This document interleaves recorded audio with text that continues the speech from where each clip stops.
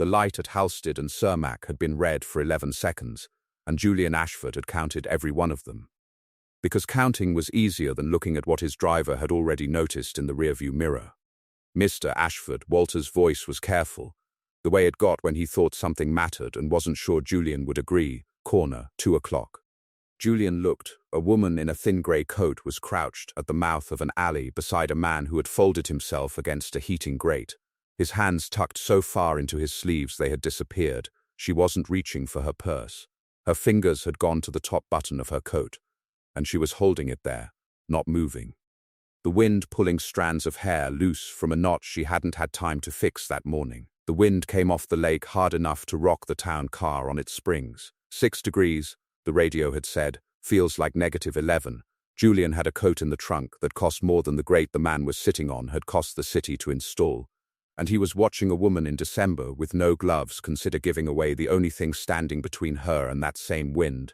She's not going to do it, he thought, with the flat certainty of a man who had spent a decade learning that people rarely did the costly thing when the easy thing was sitting right there. Nobody does that anymore. Her fingers moved on the button.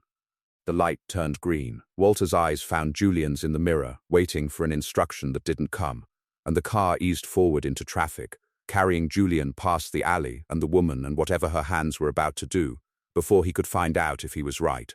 There is a kind of cold that has nothing to do with the weather, and most people learn to recognize it long before they learn to name it. The Ashford Outerwear Town Hall had been Vivienne's idea, which was the first thing Julian should have distrusted about it. His sister did not believe in optics for their own sake. She believed in optics as armor, and the fact that she'd scheduled a public meeting in the gymnasium of a shuttered elementary school 3 blocks from the distribution center meant she expected this to get ugly and wanted witnesses to see the company handle it gracefully. 200 folding chairs. Maybe 160 people in them, coats zipped to the chin, because the building's heat had been cut along with everything else in the neighborhood once the closure notice went out. Julian sat at a folding table at the front, flanked by a plant manager who kept refilling his water glass out of nervous habit and a communications director reading talking points off a laminated card. And he understood within the first 4 minutes that no one in the room wanted to hear from him. They wanted him to sit there and take it. A woman stood near the back without waiting to be called on. She had on the same grey coat from the intersection, though Julian didn't place her yet. There had been 100 women in grey coats in this city since November. My husband worked the loading dock at the 31st Street facility for 6 years. Her voice didn't shake, which seemed to unsettle the communications director more than shouting would have. He died on that dock. A pallet lift failed and nobody had signed off on the maintenance log in 4 months, and your company paid the settlement and called it a tragic accident. And I let you call it that because fighting a corporation while burying a husband wasn't a fight I had room for. Now you're closing the facility anyway. So I'd like to understand what the 6 years were for. The room had gone quiet in the specific way a room goes quiet when everyone is watching, to see whether the person in charge will say something honest. I'm sorry for your loss. The words were true and also useless, and he watched her face register both things at once. I didn't ask for sorry. She held his eyes. I asked what the 6 years were for. He didn't have an answer that wouldn't sound like a press release, so he said nothing, and she sat back down, and the meeting continued around the hole she'd left in it. Her name was Naomi Vance. He learned it from the sign-in sheet an hour later, alone in the gymnasium after the folding chairs had emptied, tracing his finger down a list of names until he found the one attached to the coat and the dock, and the question he still didn't have an answer for. She worked 2 jobs and had for 3 years, though nobody at either one knew about the other. Mornings, she pushed wheelchairs and gurneys through the tiled corridors of Fenwick General, transporting patients from radiology to recovery to rooms they might or might not go home from, a job that asked for strong forearms and a flat, kind face that didn't flinch at what illness did to people. Evenings, 3 nights a week, she took in alterations from a folding table in her kitchen, hemming pants for men who'd lost weight they didn't want to talk about, letting out dresses for women too proud to ask why, fixing zippers on the good coats of people who could afford good coats and never thought about who kept them wearable.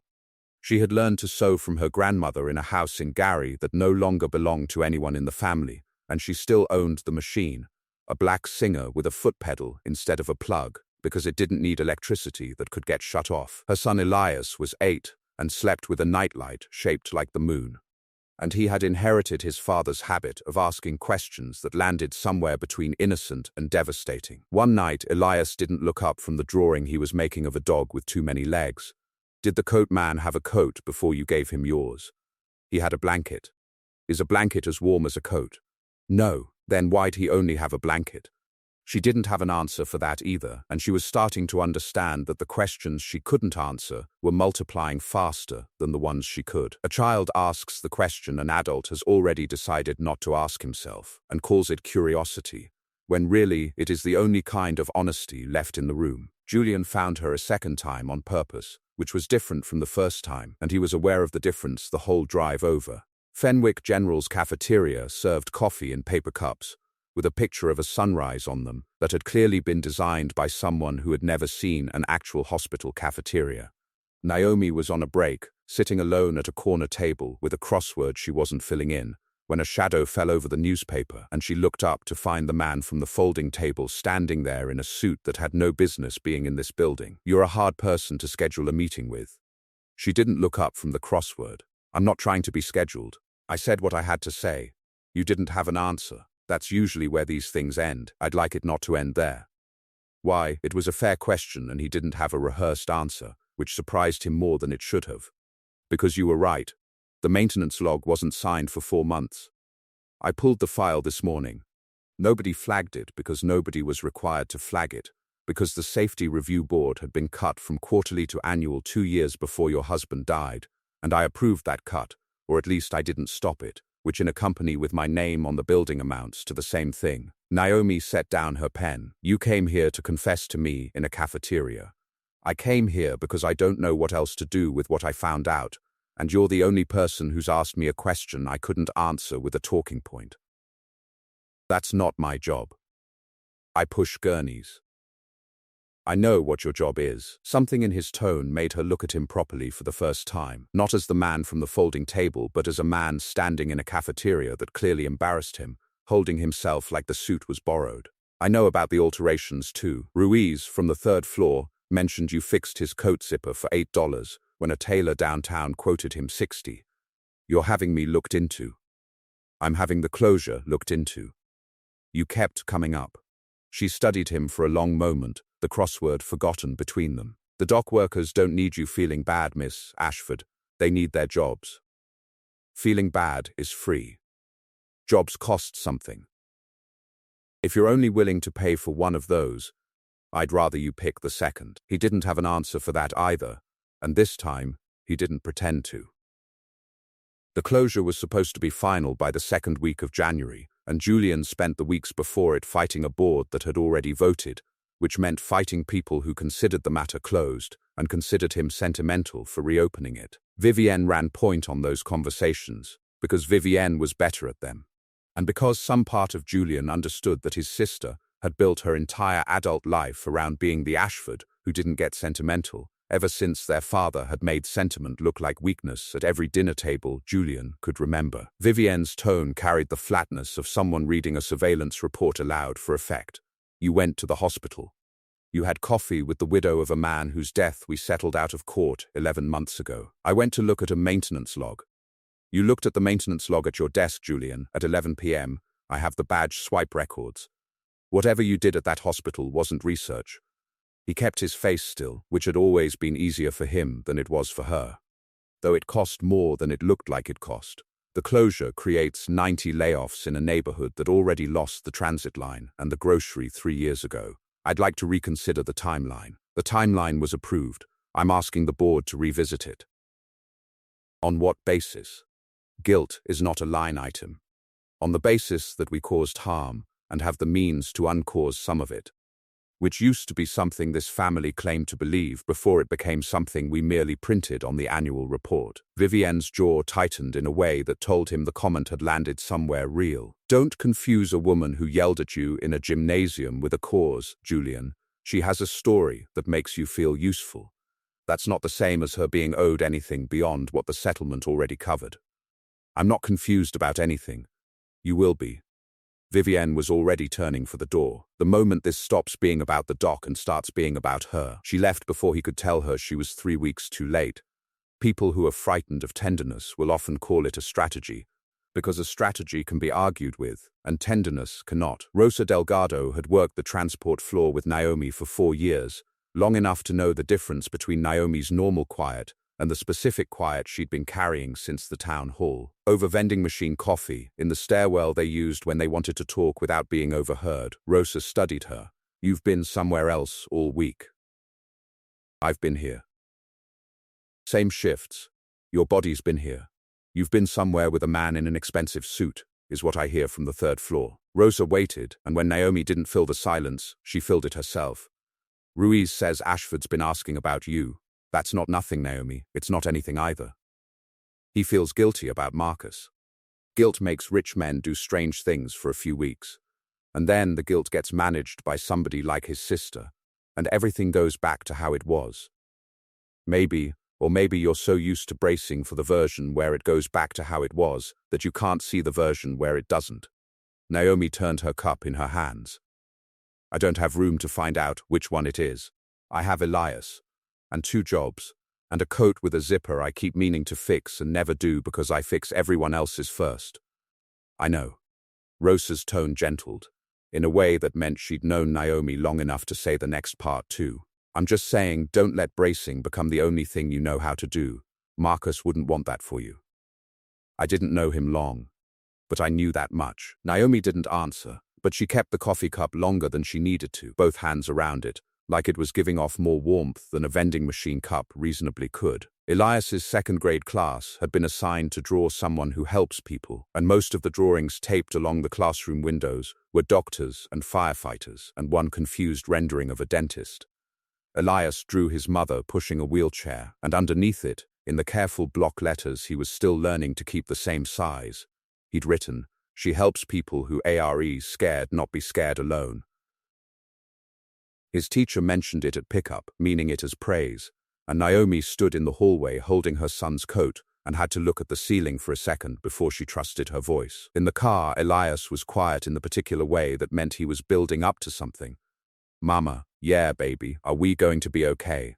Like, actually okay, not just okay." She glanced at him in the mirror. 8 years old and already fluent in the difference between the okay you said and the okay you meant. "Why are you asking me that tonight? Because you keep checking the mailbox like it's going to say something bad, and you don't think I notice. But I notice." She pulled the car over, not because she had to, but because she needed both hands off the wheel for a second. "We're going to be okay." She twisted around to face him. "I promise you that part. I don't always know what okay looks like yet. But I promise you it's coming." "Is it coming because of the coat man?" "What coat man?" "The billionaire man. The one who talks to you at the hospital." Rosa told her daughter, and her daughter told me at church. Naomi laughed despite herself, a short, surprised sound. "It is not coming because of the coat man." "Okay," he sounded unconvinced, and went back to looking out the window, and Naomi drove the rest of the way home with her son's question, sitting in the car beside her like a passenger she hadn't invited but couldn't ask to get out. Children do not yet know how to be embarrassed by hope, which is why they are usually the first ones in a family to say it out loud. Walter had driven for the Ashford family for 22 years, long enough to have driven Julian's father to the hospital the night Julian was born, and long enough that Julian trusted his silences as much as anything he said out loud.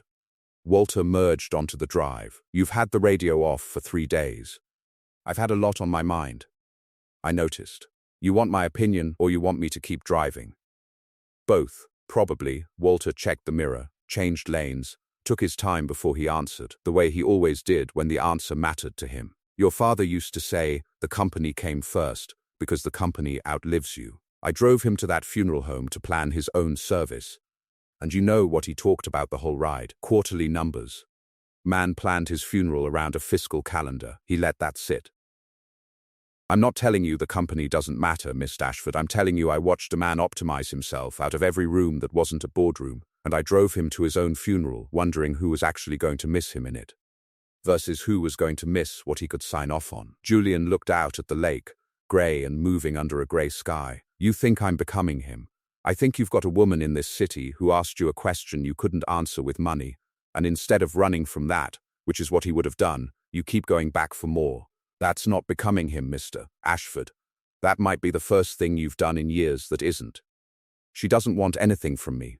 She's told me that plainly, more than once. I didn't say she wanted something from you. Walter's eyes flicked to the mirror. I said you keep going back. Those aren't the same sentence. Vivienne came to Naomi directly, which was itself a kind of tell, because Vivienne Ashford did not personally deliver messages she could send through a lawyer unless she needed to look someone in the eye while delivering them. She found her outside Fenwick General at the end of a shift in the grey coat, waiting for a bus that was 11 minutes late, according to the app Naomi kept checking. Ms. Vance, do you have a minute? I have exactly as long as the bus takes to get here. Vivienne didn't waste the time. I want to be direct with you because I think you're a direct person, and I respect that more than you'd guess. My brother has become invested in the closure. In you, specifically, though I don't think either of you would put it that plainly. She reached into her coat and produced an envelope. Not thick, but not thin either. This is a settlement supplement, above and beyond what the original agreement covered.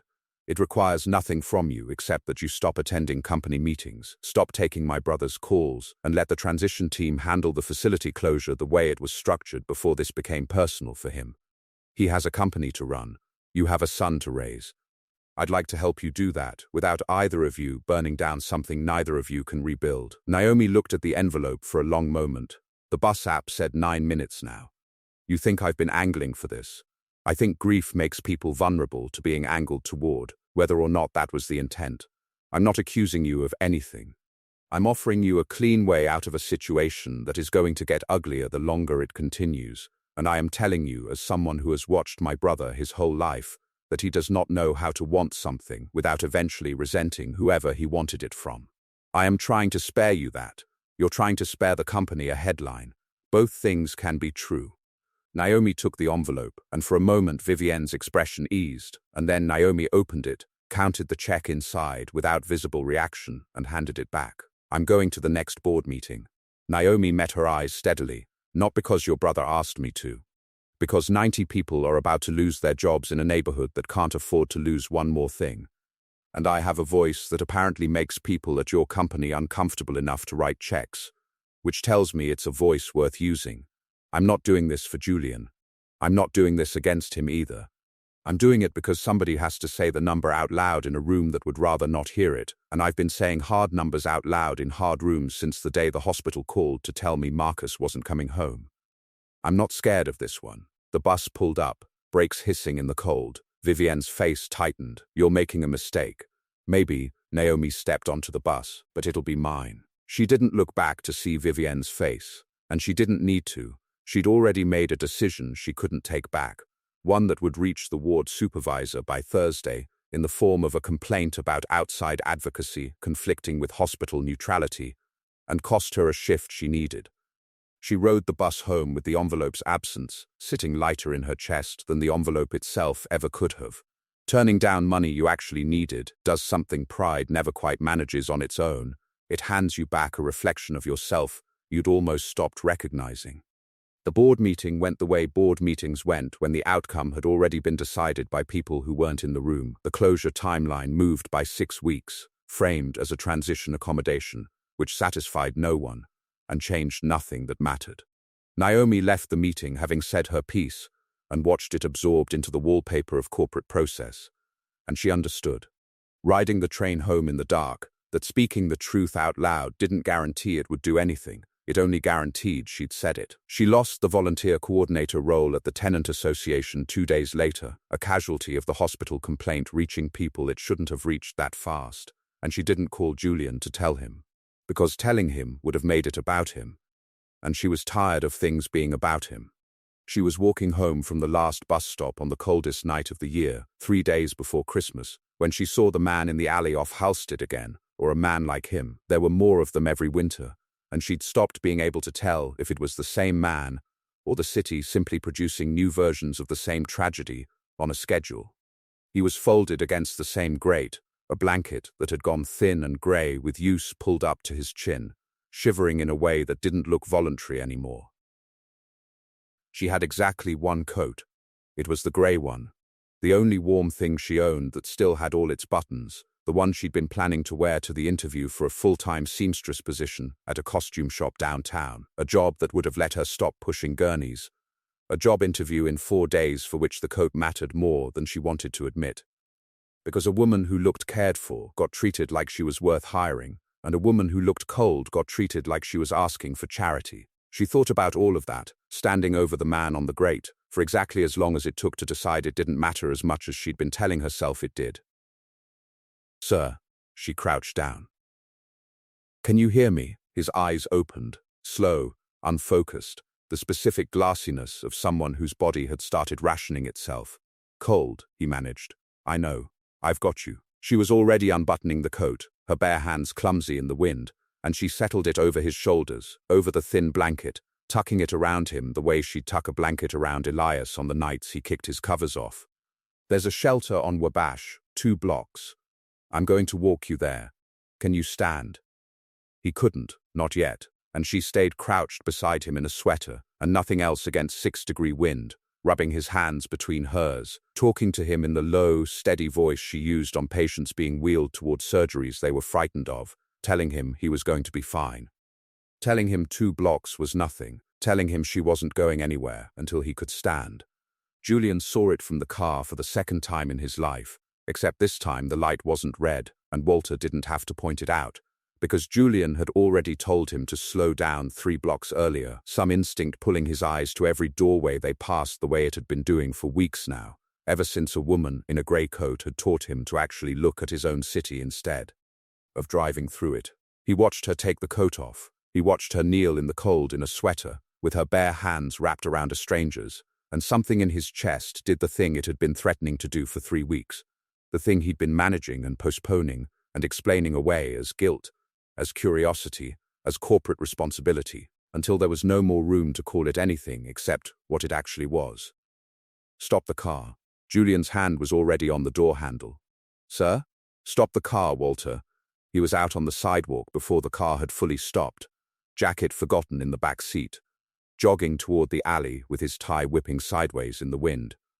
And Naomi looked up from the man in her arms to find the last person she expected walking toward her at a run, and for one unguarded second, before she could arrange her face into the careful neutrality she kept for him, he saw exactly how frightened she was. Not of the cold, not of the stranger, but of what it would mean if the next thing out of her mouth got misunderstood by the man walking toward her, or worse, understood exactly. "Julian, I know you don't need anything from me." He was already shrugging out of his own coat, wool and dark and absurdly expensive against the grey brick of the alley, and he wrapped it around her shoulders before she could argue, his hands steadying on her arms for exactly as long as it took to know she'd let him. "This isn't about needing. Let me help you get him inside. Then I'd like to walk you home, if you'll let me, and I'd like you to not tell me it isn't necessary, because I already know that. I'm not doing it because it's necessary. I'm doing it because I don't want to watch you disappear around a corner again and spend 3 more weeks wondering what you're carrying by yourself that you didn't have to." Naomi looked at him for a long moment, the wind cutting between them, the stranger's hands finally warming enough to grip the coat she'd given him. She was quiet for a moment first, the closest thing to asking she'd let herself do in 3 years. "Please don't make this a story. Don't tell your sister. Don't tell the board. Don't let this become something you did for optics, or something the neighborhood hears about secondhand and decides means more than it does. If this is real, let it just be real. Just for tonight. I can't afford for it to be anything else yet." "It's real." He meant it plainly. "And I'm not telling anyone anything they didn't already have a right to see for themselves. But I understand what you're asking. It stays exactly what it is, for as long as you need it to."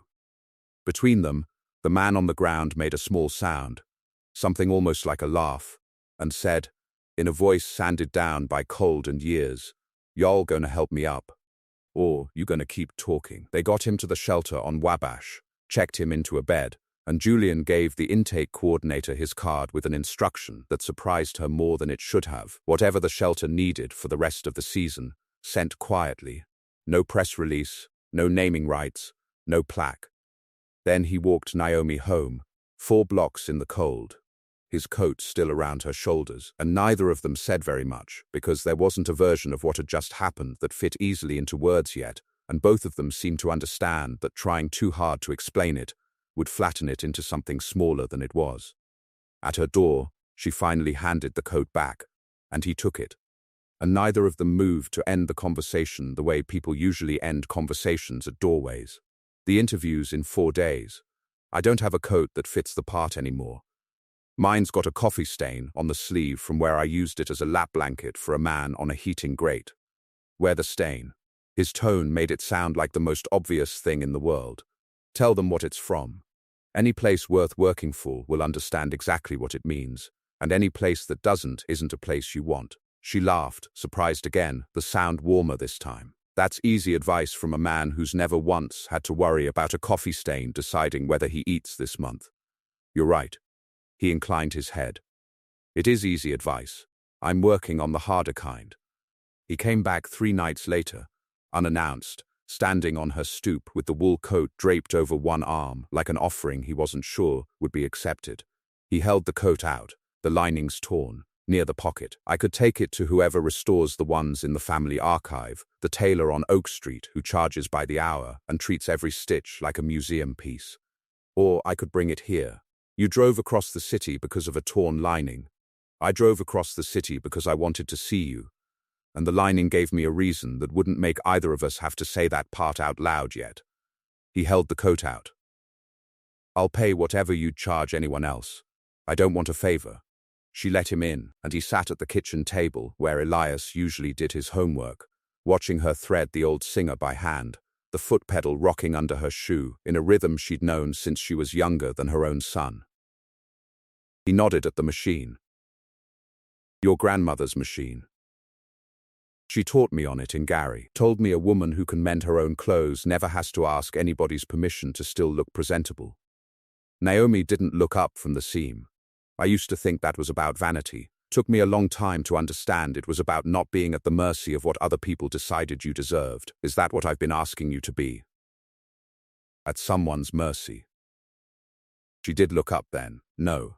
But I've been at that mercy before, in ways that had nothing to do with you, and it left a mark on how fast I let anybody in, even when they're standing right in front of me being decent about it. She snipped a thread. Marcus used to leave his socks in a trail from the door to the couch every single day, for 6 years, and I used to complain about it.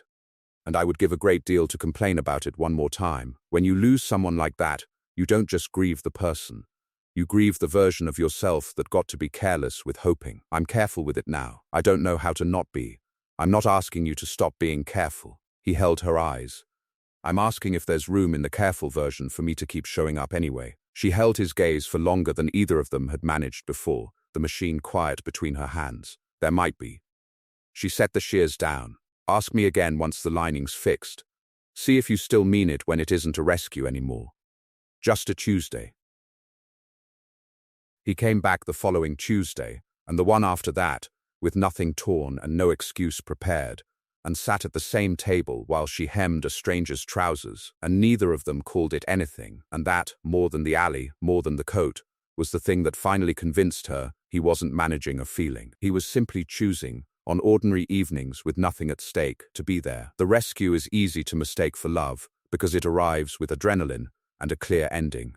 It is the Tuesday with nothing happening in it that actually tells you the truth. The board meeting where Julian reversed the closure entirely, not delayed it, reversed it. Converting the 31st Street facility into a distribution and community resource hub that kept every job and added 12, happened without Vivienne's support, which was the first vote of his adult life he'd won against her outright instead of around her. In his office afterward, Vivienne stood with her arms crossed, more tired than angry now, which was somehow worse. You're doing this because of her. I'm doing it because it was the right decision 11 months ago, and somebody should have made it then. He didn't look away from her. The fact that it took a woman on a heating grate and another one in a grey coat to make me see that isn't an argument against the decision. It's an argument against how long I've been avoiding it. Vivienne was quiet for a while, looking at the city through his window, the same skyline their father used to point to and call proof of something neither of them had ever fully agreed with. I offered her money to disappear. It wasn't quite an apology, but it was close to the shape of one. She turned it down without opening the envelope past counting it. I've never had anyone do that to me before. She's not the type you offer money to. No. Vivienne turned from the window. I'm starting to understand that. If this is real, Julian, and I mean actually real, not you managing guilt into something that looks like feeling, then I'll stop making it harder than it has to be. I can't promise more than that yet. But I can promise that. That's more than I expected. Don't get used to it. Vivienne almost smiled and left him alone with the skyline. The costume shop hired Naomi 2 weeks later, coffee stain and all, and the owner, a 70-year-old woman named Odalise, who had been sewing since before Naomi's mother was born, took one look at the sleeve. Good, means you've got somewhere your hands have already been useful. I don't trust a seamstress whose hands haven't been anywhere yet. Elias got a new coat for Christmas, navy blue, a size too big on purpose so it would still fit him in October, and he wore it to church with a seriousness usually reserved for much bigger occasions, informing anyone who'd listen that his mama had given her old one to a man who needed it more, and that this was, in his words, the kind of thing superheroes do, except real. Julian came by the apartment on a Sunday in January, not with flowers, which Naomi would have found strange from a man who'd learned as much as he had about what actually mattered in the last 2 months, but with a spool of heavy-duty thread and a broken zipper pull from his own coat, the good wool one. The one he'd wrapped around her shoulders in the alley. At the door, he held them up like evidence. I heard there's a woman in this neighborhood who fixes zippers for people who can't be bothered to learn. Naomi looked at him for a second before she started laughing, and let him in.